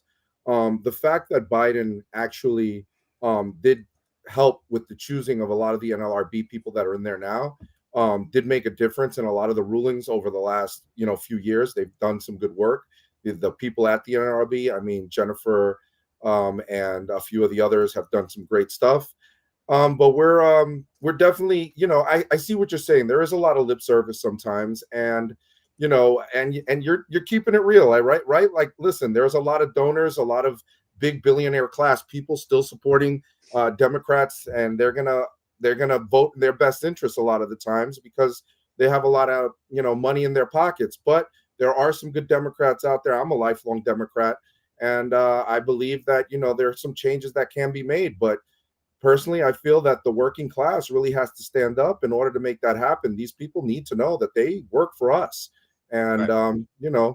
When the workers stand up, they'll know. And I'd love your thoughts, because I'm not, obviously I tell my audience, I'm not telling people not to vote. However, I have pushed over the last 2 years. I really think that we're kind of conditioned to focus on elections and, races because that's kind of, more urgent. But the real action to actually get structural change in this country is labor, even if you're not in a union, to support labor. Because if you haven't noticed, that's where we're actually getting the structural victories. It's not from like the squad or, name your politician. A lot of those politicians are running on X and going in there and folding like paper tigers. But the UAW, I mean, they should have got more, but that's not their fault. It's because of how far down they were. The Teamsters, they should get more, but they just got a pretty strong contract and averted a strike because they leveraged pressure. So I believe people should get involved, not just trying to organize their own unions, but supporting workers, because that's how you're getting, it might not be a higher minimum wage through Congress right now, but through strong labor unions. What's your message to people who feel dejected, are just nauseated by this choice between a corporate Democrat and a wannabe fascist? But, you know, what's your message to people in terms of the mini labor resurgence going on right now? Well, that's a very loaded question, but I try not to, but yeah, it's all good, man. I get it. This is your show, and I'm going to answer as truthfully as I can. The truth is that it's all about labor. I mean, we keep this country moving. Like I said earlier, those folks, they work for us, and it's about time they start seeing that and stop worrying about who's lining their pockets, but worrying about who's actually keeping this economy growing and who's actually keeping this economy moving, which is us, the laborers. And there has been some talk about listen, I was part of the 1997 UPS strike. I was 23 years old, right? 185,000 UPS workers hit the streets, 15 days, the company gave us what we wanted. In 2023, I was way older, and here we are again fighting for more. Now there's going to be another contract and another contract. And where do we go from here? I've heard some talk about a 2028 general strike. So what I'm trying to say is, if these corporations don't start adhering to the demands of the workers, serious things can happen. And we, as workers, as laborers, we have the power to withhold our labor. And when we do, that can cause an economic crisis. Things like that can cripple the economy. And if these people don't start adhering to our demands and start paying attention to the workers, people that are working 2 jobs just to get by, people that can't afford to put food on the table, then they better watch out. And, you know, I agree with you, and I'd like your thoughts. If you see the flag behind me, it's not for dramatic purposes. I say we live in the United Corporations of America, and it's not really the politicians you have to protest or even hurt. You got to hurt their donors because they're running the system. If you look inside the DNC, I was shocked. Chris Cuomo, of all people, did a little monologue the other day. He had his cameraman point up at the VIP suites atop the DNC and say, these are the people running the show. Do you think the politicians down here are going to regulate the donors up in the boxes paying $500,000 for a VIP suite? So I think that general strike you're talking about, Sean Fain and others has proposed, many different industry sectors trying to line up their contracts to go on strike at the same time. If you hurt the corporations, bottom line, they're going to make a call to their employees, the politicians, and say, you got to start making some concessions to these workers. Yeah, and that's the issue, right? It's time for them to realize that they have to stop with these guidelines that they like to try to have, or these rulings and legislation to try to weaken us. This is why one of the legislations like the PRO Act is so important, right? Right to work in over 26 states is ridiculous. They're doing this to weaken our unions' treasuries. They're trying to weaken the unions. They're trying to weaken the working class, period. So we have a very strong fight ahead of us. And I wish and I hope that working class Americans, working class people in this country are paying attention to what's happening, because it's time for a real wake-up call. Who really cares about us? Is it the Democrats? Is it the Republicans? Is it neither? Is it maybe time for a working class party? Do we need for workers to really stand up and start taking the reins? What's happening here? I mean, people really have to start to pay attention. Thank you, Antonio Rosario, and also thank you for that thick New York accent. That really made my day. We gotta, we'll have to talk again because we more than most cover labor issues. Thanks for coming on. I really appreciate it. Have a good one. Thank you for having me. Absolutely. And remember, folks, we got Cornel West coming up shortly, and we in about a half hour are going to be going live too on the ground in Chicago. And please. Glasses coming off. I cannot do this without you. We cannot do this without you. There are a lot of outlets begging you for money, Patreon, whatever. And they're all basically talking about the same things. And they're all basically doing the same videos. And a lot of it's reactionary nonsense. I'm not calling out anyone in specific, but you get the point. We, Status Coup, for 6 years have been on the ground across this country, scratching pennies and quarters together to fund it. We've done GoFundMe. I've put money, my own limited savings out there to be in Flint and other places. So please, if you can, sign up tonight, statuscoup.com/join, and support me, support John out there on the ground. Also, reminder, my new book that is based on 8 years of on-the-ground reporting in Flint, 21 reporting trips I took to Flint. My new book, We the Poisoned, is out. It's all over the country in bookstores. It's also on Amazon, Barnes & Noble's website. Really, it's very difficult to promote a book during an election and conventions. So, you know, the first week was really great. Kind of has tapered off a little bit. So definitely, if you haven't gotten the book yet, this book exposes the biggest government cover-up of the 21st century. It makes Watergate look like child's play. We got political payoffs, destruction of evidence, witness tampering, a Wall Street financial scam, and that's just a few of the things I reveal in the book. Erin Brockovich wrote the foreword. It's been praised by Michael Moore, Nina Turner, and many others. So please pick up the book, order it, get it for your friends, spread the word. It doesn't matter if you're a lefty or righty, a libertarian, agnostic. Water doesn't give a shit what you are politically. We all need water. So please support us. And please order the book if you can and spread the word. Here's a quick look at some of what this book is based on.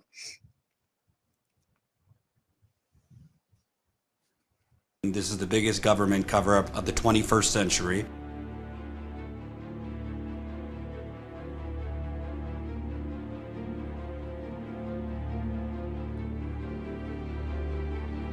What do you call a decade of repeated Watergates, repeated times that they're actually trying to, how I feel, kill us off? None of the facts have been disputed. Erin Brockovich actually said, this is the biggest cover-up you'll ever read.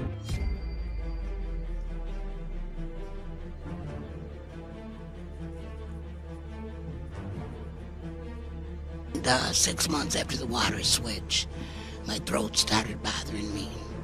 So I went for a biopsy. Long story short, it was aggressive throat cancer. And justice delayed has been justice denied.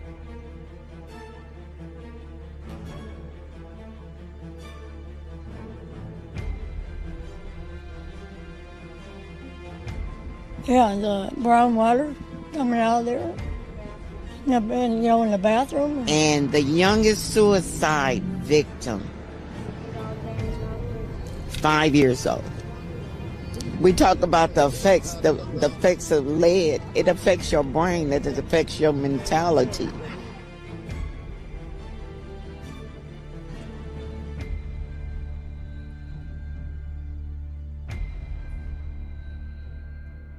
It's been 8 years, man. It's been 8 fucking years. I can't take it. And if I die because of this, I'm dead. But someone's got to speak it up. What I can do is, at the very least, expose what was done to these people, the details, the who, what, when, why. Maybe it could help them fight it elsewhere. By the way, true story, poor Colin. I had him up till like 2 a.m. Doing the music on that book trailer. He kept sending different versions. I was like, nah, not quite scary enough, not quite corrupt enough. And then we finally nailed it with that music tune. So thank you to Colin. And shout out to new Status Quo members. Just got a few signups. Evelyn signed up. I don't know if I'm pronouncing this right, but True signed up. And Luminita signed up. So that's 3 new members. Let's get a couple more. I got 2 more interviews to go, and one of them is Cornel West. And Cornel West dropped some tea on some offers that have been made to him this week by top Democrats trying to push him to get the fuck out of the presidential election. How's that for democracy? But before Cornel West, I want to play a quick interview we did. A great investigative, true old school independent journalist, Greg Palast. He's done great work on voter suppression. He's done great work on the real fraud going on. And it's not what Trump and other people, that voter fraud bullshit they say. It's actually Republicans trying to steal elections, and Democrats, by the way, trying to steal elections and primaries. But he's got a new film coming out. Let's take a look, a little bit of my conversation with Greg Palast.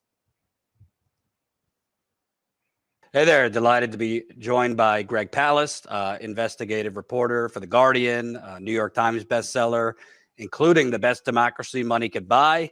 And on September 6th, you'll be releasing another film on the latest attacks to the right to vote called Vigilante Inc., America's new vote suppression hitman.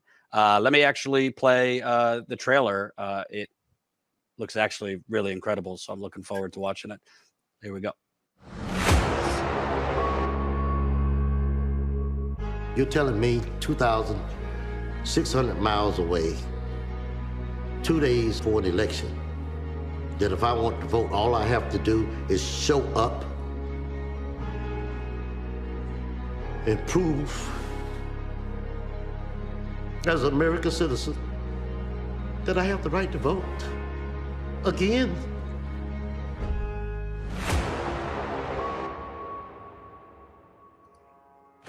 Is this an attempt to remove a lot of Democrats, black people from voting to win the election? I am far from that, sir, and you have crossed the line.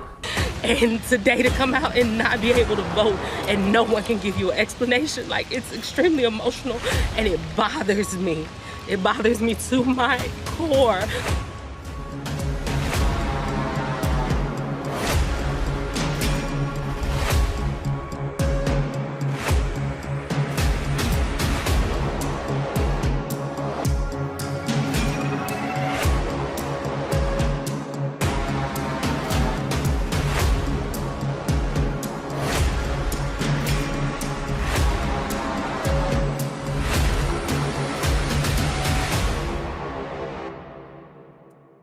Damn, I got to get your trailer guy for Status Coup. For those that don't know, this is not your first rodeo. You did amazing reporting on, efforts by Republicans and Bush to steal the election successfully, by the way, in 2004 against John Kerry at the time. You've done great reporting actually in 2000, as well as more recently in 2020. Trump complained about so-called election fraud against him, but he and Republicans were also then attempting shenanigans. And also you've done great work on cross-check and that kind of voter suppression. Tell us about this film and what is the more recent new tricks you've been finding, because they're talking about democracy on the line in the United Center right now. The Republicans talk about a deep state, but at the end of the day, democracy has kind of been teetering on the line through a lot of what you're finding. Yeah, Vigilantes Inc.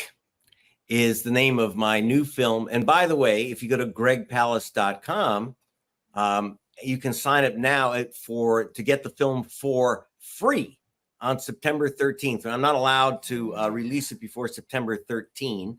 But you go to gregpalast.com and sign up for it to get a free copy of the film. It'll open in Hollywood on September 6th, but public on September in a couple of weeks. So just go to gregpalast.com, you get it for gratis. But Vigilantes Inc., the reason it's called that is that is the name for the Ku Klux Klan. The Ku Klux Klan incorporated itself in Georgia as Vigilantes Inc.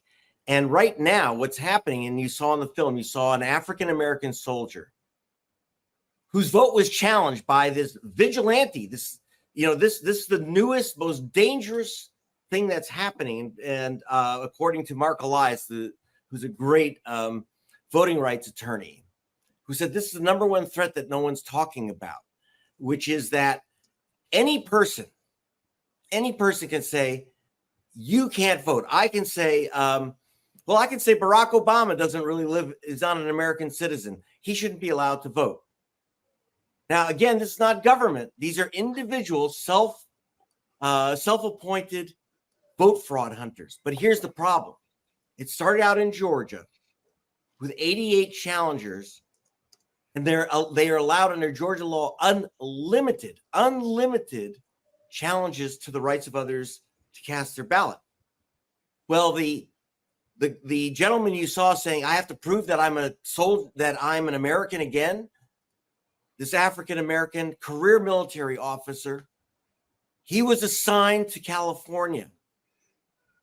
And so this vigilante who you saw with the six gun, the pearl-handled six gun, that's a loaded gun, by the way. He walks around with these six guns with pearl handles, a cowboy hat and boots, pretending he's Doc Holliday. Well, you might think he's a joke, but he's no joke. He's a vice chairman of the Republican Party. in Georgia? He challenged 4,000 voters, mostly black soldiers out of Fort Benning in Georgia. So he challenged the rights of 4,000 voters. And so, like, for example, the man you saw, the African-American officer you saw, he was assigned to California after the Russia invaded Ukraine. And they challenged his vote. Well, you know what? Guess what? When you're a soldier and they switch your military base, you don't lose your vote. You don't lose your citizenship. Even if you're a black soldier, you're not supposed to lose your citizenship. So this is all about that. And originally, why do I call it Vigilantes Inc.? So that was just some of my interview with Greg Palast. We'll be posting the full interview in the coming days and week. A lot of these interviews we've done over the 3 days, there's longer extended interviews. We're going to try to post all of them in full. But if we can't post all of them in full on the YouTube channel, we'll definitely post all of them in full for our paying Status Quo members, which, by the way, just got another new Status Quo member. So thank you to new Status Quo member. Amy just signed up. So that's Amy True. I hope I'm pronouncing that right. Evelyn, Luminita, Donna, Kevin, Gerald, Kathleen, and Michelle have signed up so far today. All right. In less than 20 minutes, we will be live on the ground in Chicago. I unfortunately have to tell you, I don't think it's going to be pretty tonight, and I think the cops are going to get ugly. But John Farina will be on the ground there. By the way, there's always the risk, given how this is the United Corporations of America, that John will be arrested doing journalism. So that's why we need your support, too, because he's had a lot of close calls, and we're not independently wealthy for legal defense for our journalists on the ground. So we're doing dangerous work. John's risking himself. A lot of journalists have already been arrested this week. It's possible the cops will get him tonight, even though he's doing nothing wrong. He's doing journalism, but that's the sad state of affairs. Without further ado, happy to introduce Dr. Cornel West. Spoke with him earlier today. He's been in Chicago, obviously running as an independent candidate for president. There's a lot of folks in the corporate wing of the Democratic Party and even some on the progressive wing that want him out of this race. We spoke about that and other things. Let's take a look at my interview with Dr. West.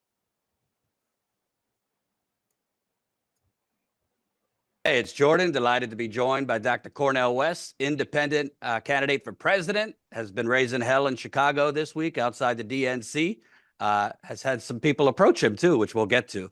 But I want to start, to me, the biggest issue right now is what is being hidden inside the DNC. We know there was a sit-in last night by Palestinian Americans, members of the uncommitted movement, because they have basically been shut out. They are not being allowed to have a speaker on the main stage. We know that a family of an Israeli hostage spoke on stage, but that same exposure, that same opportunity to speak was not offered by the DNC or the Harris campaign to a Palestinian American, a doctor who has seen the disaster, the death in Gaza, or the uncommitted movement. Congresswoman Ilhan Omar came out. Let's show that real quick.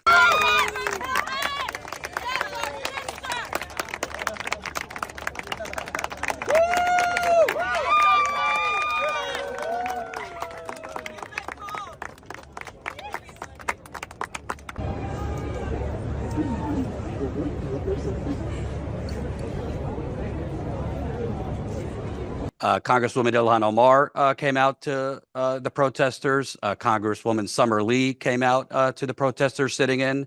AOC FaceTimed. I think it is critically important for us to send this message of shared humanity, and that the request isn't that large. It's important to emphasize that this is not even in any way an irrational thing to ask for. It's a basic thing to ask for. I don't know why she FaceTimed rather than be there, but that's a different story. But could you talk about, for a party talking about freedom, that's a big theme. They don't seem to want to give Palestinian voices any freedom to just share stories and make a case for an immediate ceasefire. Well, brother, I tell you, though, I salute you, brother, and I want to push your text. That magnificent work on Flint. There's a direct connection between what you're writing about in Flint and trying to cover up the suffering here in the United States. They won't say a word about Cop City. They won't say a word about mass incarceration. They won't say a word about poverty. 40% of Black and brown children living in poverty, the richest nation in the history of the world. The Democratic Party is revealing itself, even in this moment of frenzy, as just so hypocritical, shot through with so much mendacity that's hiding criminality. And the very fact that you got a genocide going on. You got over 14,000 Palestinian children, let alone innocent men and women, who have been murdered. And they act as if that's normal and natural.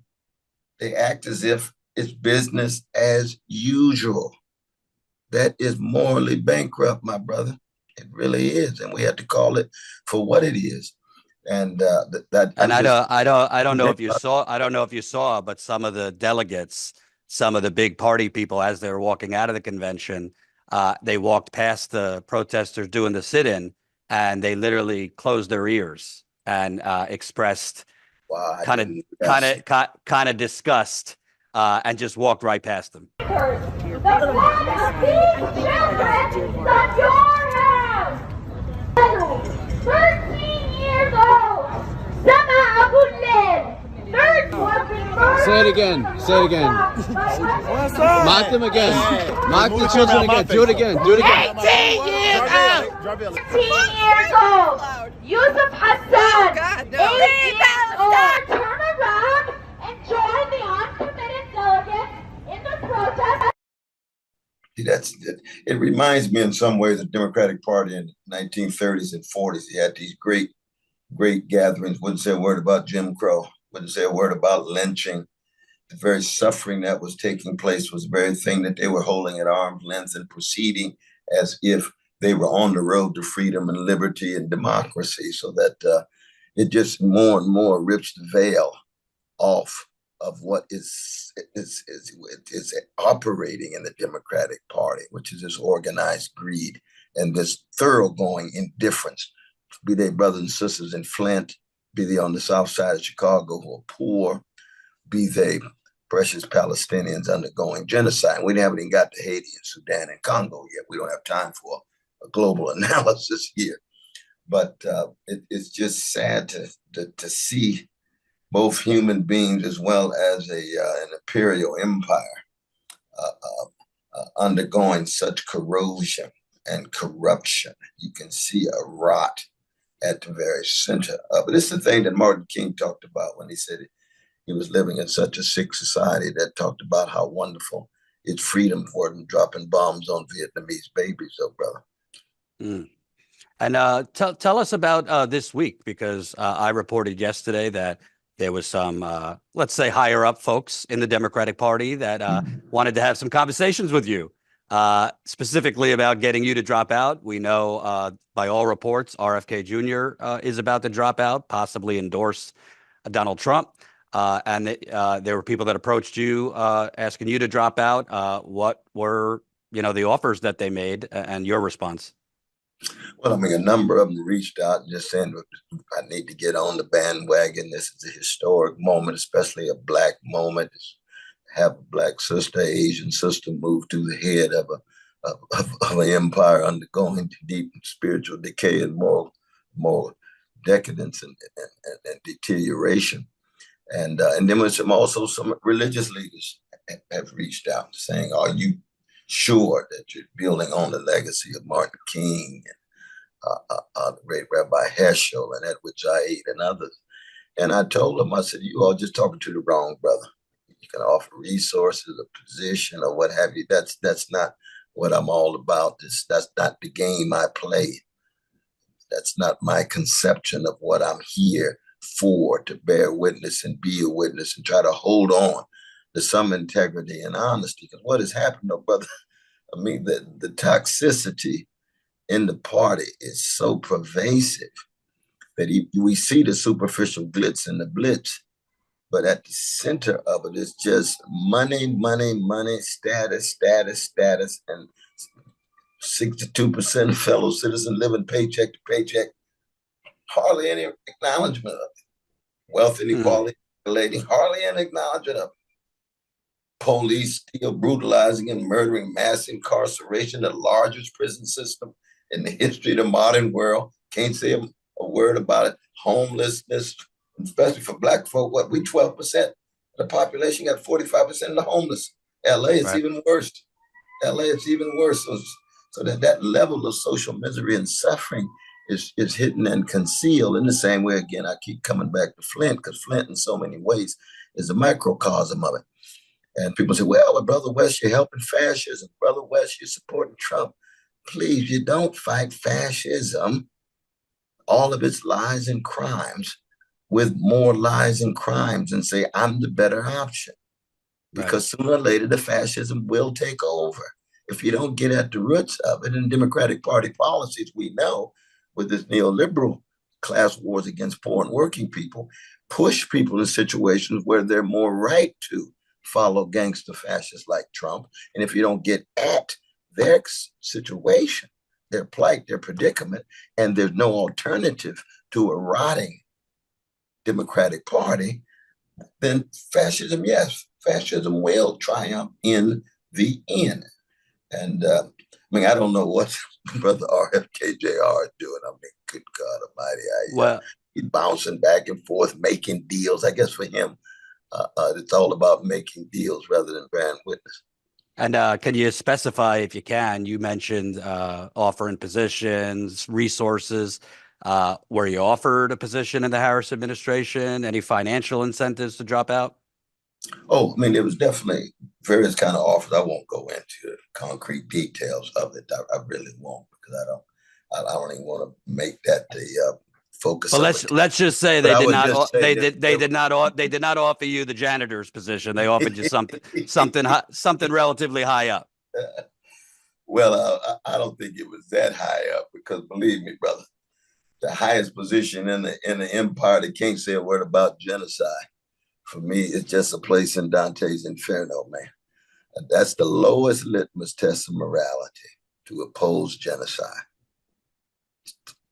And when you deny genocide, when you actually enable genocide, that cannot be the only option to fascism. Right. Did they just one more on this? Did they offer you? Did they offer you a cabinet position, a lower position, and offer to pay off any of your campaign debt? Well, they offered serious substantive conversation about all of those that could lead toward some real possible. You know what I mean? And it's also interesting because you mentioned those religious leaders invoking Martin Luther King, but maybe they should look up Martin Luther King, because he would have been outside with those protesters, ceasefire protesters, sitting in. He was ardently against Vietnam. Well, you think that, LBJ actually responded to the Black Freedom Movement with civil rights acts and voting right acts and open housing acts with anti-poverty programs, and Harry responded to both trade union movement as well as just left movements as a whole. So those were very significant. So for Martin to break from that particular president, see, that's qualitatively different than breaking from Biden or Harris. Good God Almighty. And you see all the lies that they're telling about Biden. Like he was the greatest president, the most pro-working class president with our excellent economy. And you say, my God, how could anybody credibly make that kind of statement? There was some significant legislation he was able to push through and bipartisan. But in terms of pushing for World War III, in terms of enabling genocide, the architect of a crime against humanity called mass incarceration, Glass-Steagall. We can go on and on and on with Biden. And now people want to put him on Mount Rushmore. You can see the level of lies that the Democratic Party is willing to tell in order to make their grab for power. And if that's all we have, we're in deep trouble, man. And could you talk about, because obviously you are getting the heat, not just from, establishment Democrats, but even some progressives who are trying to push you, they love you, but They feel you're going to enable Trump, and to them, stopping Trump is more important than ending this neoliberalism. What's the difference for you? Because in 2020, you decided, I'm going to hold my nose, vote for Biden, and encouraged others. But then 4 years later, it's obviously you've made a different calculation. Why now do you feel like Trump is less of a threat?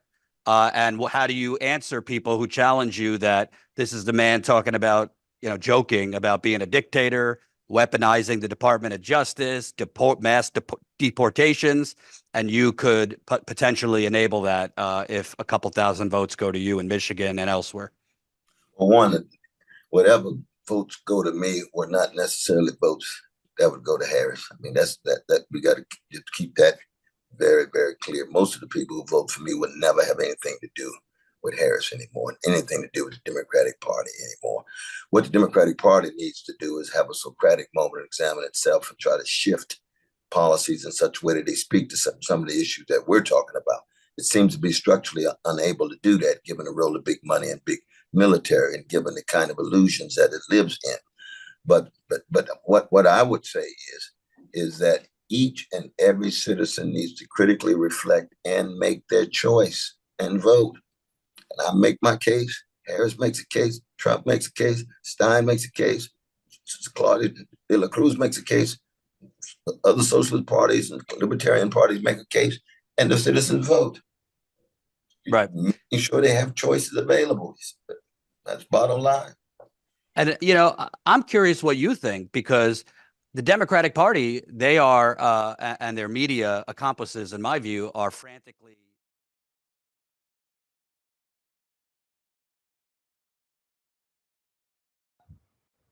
It is one of the harder things to do as a journalist, to pull out of an interview with Cornel West, but I don't have a choice because we got to get on the ground in the streets of Chicago ASAP. The march has already started. And like I said, I think tonight is going to be pretty ugly. Unfortunately, I'm hearing riot police are lining up, and John Farina, our cameraman, is on the ground. He tells me by his eyesight, there's about 600 to 700 protesters out there, and the crowd is getting larger. So before we go to John, I want to give shout outs to everyone who helped out with these last 3 days. Jay producing it. Amzai behind the scenes helped out a great deal. Thank you, Amzai. Colin, poor Colin. I've kept up quite a bit over the years. Also want to thank all the guests. And I want to give shout outs to people who have signed up today. We didn't hit our goal, but there's still time. And we're going to be, like I said, we want to be able to post as many of these interviews as possible. So the more members that signed up, but the more people that sign up, the easier it will be to post these full interviews, these interviews in full. Shout out to Nancy, just signed up as a Status Quo member. Crystal, Amy, True, Evelyn, Luminita, Donna, Kevin, Gerald, Kathleen, Michelle, and Kelly signed up during these last 2 hours. So thank you. All I ask to those of you watching, obviously, if it's not in your budget, I understand. If you can't do it, you can't do it. But if it is in your budget, we're asking something very simple, but something extremely powerful. 16 cents a day could actually create living, breathing journalism. You might say, what is $5 a month? That's what 16 cents a day. What's my $5 a month going to do? The more $5 bills that we could stack up that come in consistently, we don't have to worry about funding. We have stable funding coming in, so we could get on the ground to cover protests, so we could get on the ground to do the economic reporting trips. We did economic reporting trips every year of COVID, talking to poor people, homeless people, people suffering from inflation. We've been on the picket lines. We covered the first 3 weeks of the United Auto Workers strike. You know how expensive it is to be on the ground for 3 weeks, but we were able to do it because people were signing up as paid members. So it's actually possible to create the media that we need and deserve in this country, not the propaganda and corporate bullshit you see on CNN, MSNBC, Fox News, New York Times, Washington Post. But we need you to do it. We need you to do it. So please support us. Statusquo.com/join. I am not beyond begging, but I will never apologize, and I will never have shame to beg working people rather than beg the sugar daddies and sugar mommies funding the Democratic and Republican Party. So please, please support us. Apologies that Crystal Ball and Ryan Grimm couldn't make it on these last 3 days. There were flight issues, technical problems, all the rest. There were also a few guests that were not able to fit in. We interviewed, but we didn't make it into these 3 days. So we're going to air it other days, including Jennifer Flynn Walker with the Center for Popular Democracy. And a couple others. So we got great interviews. These full interviews will be posted as the days go on. But please, please support us. And here we go to Chicago to our on-the-ground coverage. If you're watching right now on this live stream, you don't have to do anything. This feed will go right into our protest feed with John Farina. Thank you and have a great night. Stay tuned.